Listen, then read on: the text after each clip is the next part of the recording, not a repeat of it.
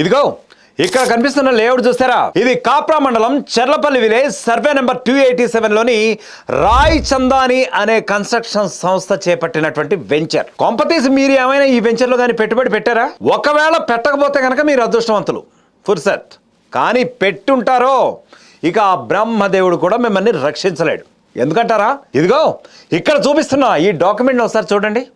ఇది సాక్షాత్తు GHMC commissioner గారికి కొంతమంది సామాజికవేత్తలు, స్థానికులు లిఖిత పూర్వకంగా రాయ్ చందాని అనే కన్స్ట్రక్షన్ సంస్థ చేస్తున్న అక్రమాల గురించి సవివరంగా వివరిస్తూ ఇచ్చిన ఫిర్యాదు ఇది. అర్థమైందా?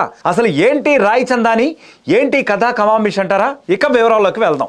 మేడ్చల్ మల్కాజిగిరి జిల్లాలోని కాప్రా మండలం చెర్లపల్లి విలేజ్ సర్వే నెంబర్ 287లో ప్రభుత్వ భూమిపై అక్రమంగా ఆక్రమణ చేసి అనుమతి లేకుండా నిర్మాణాలు జరుగుతున్న సంఘటన ఇప్పుడు ప్రజలందరిలోనూ మరింత ఆందోళనకి కారణంగా మారింది.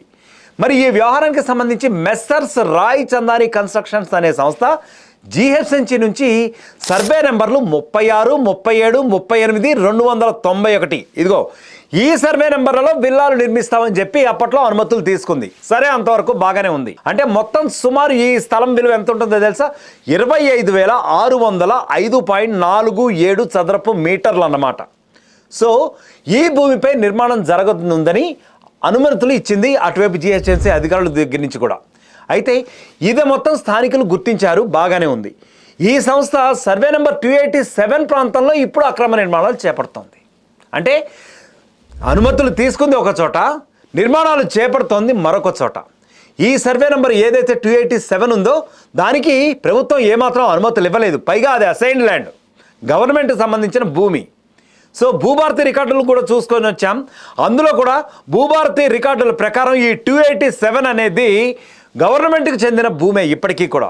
అలాంటిది రాయ్ చందాని కన్స్ట్రక్షన్స్కి సర్వే నెంబర్ 287లో ఎలాంటి పర్మిషన్ లేదు. 36, 37, 38, 291 సర్వే నెంబర్ల వరకు మాత్రమే విల్లాలు నిర్మించుకోవడానికి అనుమతులు ఇచ్చారు అధికారులు. అలాంటిది 287లో ఎలా నిర్మాణం చేపడతారండి?